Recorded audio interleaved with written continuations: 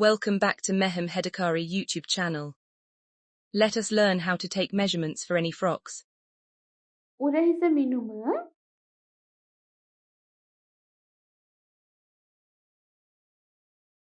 ඕනෑම අයෙකුගේ උරහිස මිනුම ලබා ගන්නේ උරහිසේ පිටුපස පැත්තෙන්.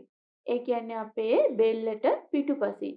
එක් පසක උරහිස් අස්තියේ අස්ති කෙළවර අස්ති ගැටයේ ඉඳලා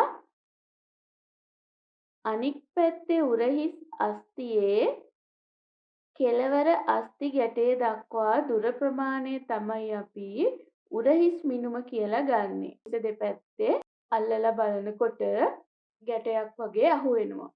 එක වම් පැත්තේ ගැටයේ ඉඳලා දකුණු පැත්තේ ගැටයට දුර ප්‍රමාණය තමයි අපි උරහිස් මිනුම කියලා ගන්නෙ.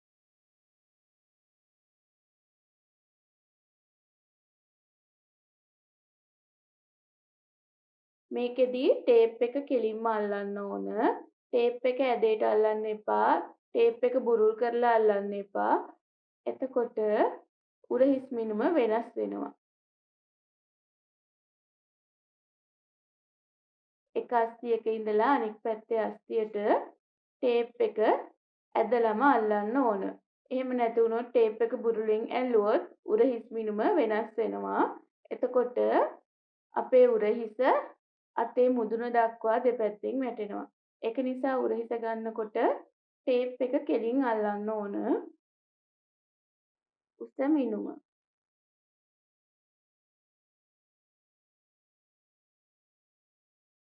අපි උස ගන්නකොට කම්පෙත්ත කෙලින් පහළට උරහිසේ මුදුනෙන් ටේප් එක තියෙනවා. එතකොට ටේප් එක තියෙනකොට ටේප් එකේ අංක එක පැත්ත තියෙන්න ඕන උරහිස මුදුනේ. මෙතනදී ටේප් එක කෙලින් අල්ලගන්න. ටේප් එක හැඩ වුණොත් මිනුම් වරදිනවා. උරහිස මුදුනෙන් අපේ ඇඟිල්ල තියාගෙන ටේප් එක දිගේ පහළට පපුවේ උසම තැන පපුව මුදුන ගන්නවා. මම පපුව මුදුනට උස අඟල් 10ක් පෙන්නලා තියෙනවා.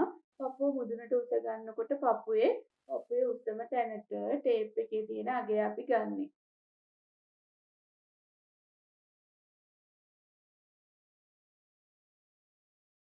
ඊට පස්සේ ඉන දක්වා උස.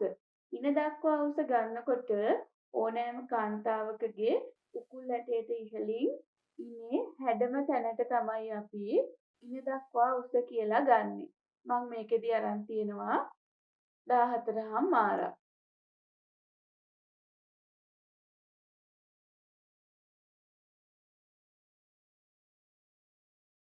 සම්පූර්ණ උස ගන්නවා. සම්පූර්ණ උස අපිට අවශ්‍ය පරිදි ගන්න පුළුවන්. මම මෙතනදී දන හිස දක්වා උස තමයි පෙන්නලා තියෙන්නේ. මේ ආකාරයට ටේප් එක තියලා සම්පූර්ණ උස ඕනෑම අගයකින් Tamanට අවශ්‍ය පරිදි ලබා ගන්න පුළුවන්. ඊළඟට කර ගැඹුර. කර ගැඹුර මිනුම ලබා ගන්නකොටත් කම්පෙත්ත කෙලින් පහළට උරහිසේ මුදුනින් ටේප් එක තියලා අර ආකාරයටම අපට අවශ්‍ය කරේ ප්‍රමාණයට මිනුම ලබා ගන්නවා. මම ලබාගෙන තියෙන මිනුම 6යි. ඔයාලට අවශ්‍ය කර ගැඹුර ප්‍රමාණය අනුව මිනුම වෙනස් වෙන්න පුළුවන්.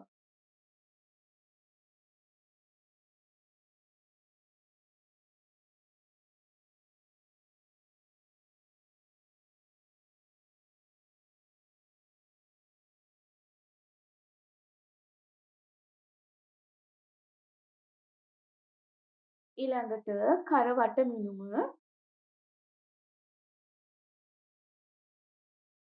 බෙල්ලයි උරහිසයි වෙන් වෙන තැන තමයි අපි කරවට මිනුම කියලා ගන්නෙ. බෙල්ල පටන් ගන්න වට රවුමට තමයි අපි කරවට මිනුම කියලා ගන්නෙ. මේ මිනුම් එක් එක් පුද්ගලයාගෙන් පුද්ගලයාට වෙනස් වෙනවා. ඊළඟට පපුව වට මිනුම.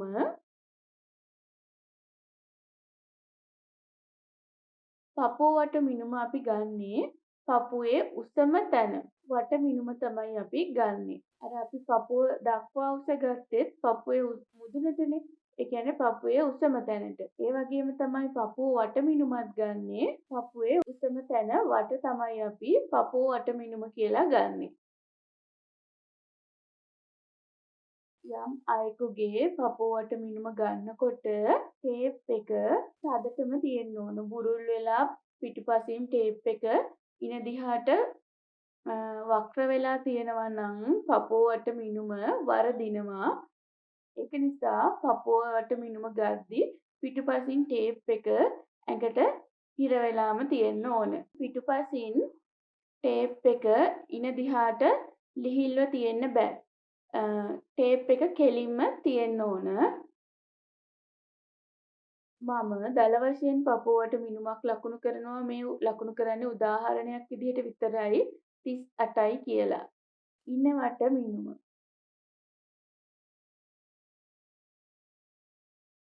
ඉන දක්වා උසගත්තේ ඉනේ හැඩම තැනට. ඒ වගේම ඉන වට මිනුම ලබා ගන්නකොටත් ඉනේ හැඩම තැන වට ප්‍රමාණය තමයි අපි ලබා ගන්නේ.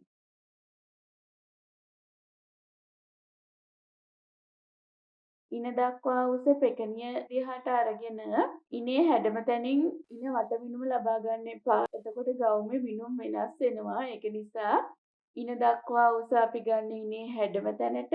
ඒ වගේම ඒ ගන්න හැඩම තැන වට ප්‍රමාණය තමයි අපි ඉන වට මිනුම කියලා ලබා ගන්නේ. ඊට පස්සේ උකුල වට මිනුම. උකුල වට මිනුම කියලා ගන්නේ ඕනෑම කාන්තාවකගේ උකුල පළලම තැන. නැත්තම් උකුලේ හැඩම තැන වට ප්‍රමාණය තමයි අපි උකුල වට කියලා ගන්නෙ. එක් අයෙකුගෙන් තවත් අයෙකුට මේ උකුලේ හැඩය වෙනස් වෙනවා. පිටුපසත් ඒ වගේ පිටුපසෙත් හැඩම තැන තමයි අපි උකුල වට මිනුම ගන්නෙ.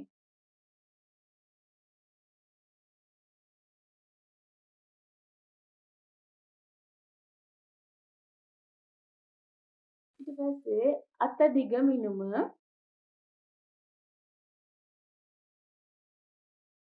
උරහිස් අස්තියේ කෙළවර අස්ති ගැටේ ඉඳලා අත දිග පහළට තමයි අපි අත දිග මිනුම ලබා ගන්නෙ.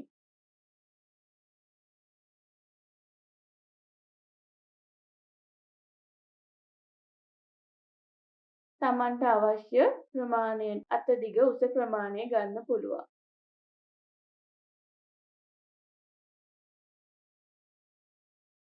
අත වට මිනුම.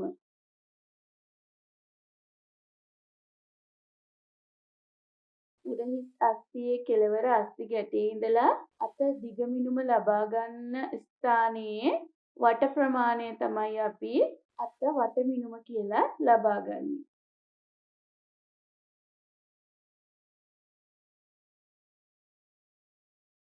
තමන්ට අවශ්‍ය පරිදි අත වට අත දිග ලබා ගන්න පුළුවන්.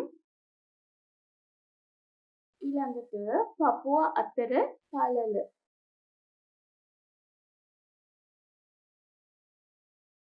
පපුව අතර පළල මිනුම ඕනෑම කාන්තාවකගේ පපුවේ උසම ස්ථානයේ ෆීඩින් රොඩ් දෙක අතර දුර ප්‍රමාණය තමයි අපි පපුව අතර පළල කියලා ගන්නෙ.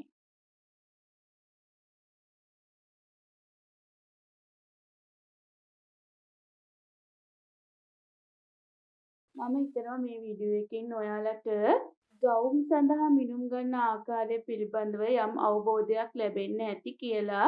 සාරි හැට්ට සඳහා මිනුම් ලබා ගන්න ආකාරය පිළිබඳව වීඩියෝ එකක් කරලා තියෙනවා. මම ඔයාලට පහතින් ලින්ක් එක දාන්නම්. ඔයාලා ඒ වීඩියෝ එකත් බලන්න. ඔයාලට සුබ දවසක්.